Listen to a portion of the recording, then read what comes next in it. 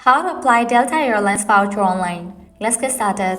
Launch your preferred browser. At the top, you will see the search box where you type in Delta Airlines and then search for it.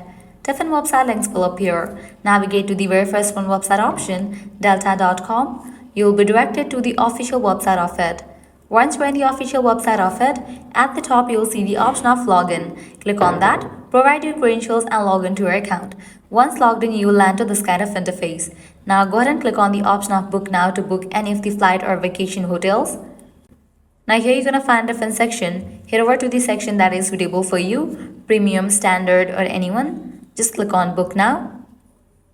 Once you're on the booking page, you can select if you want round trip, one way or multi-city. Then select your departure date, likewise passenger number, likewise fares.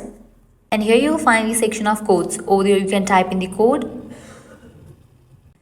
And after you provide all the details, you can search for the flight. And if flight is available, you can confirm it. With that, the code will be redeemed and you'll get the discount on your flight.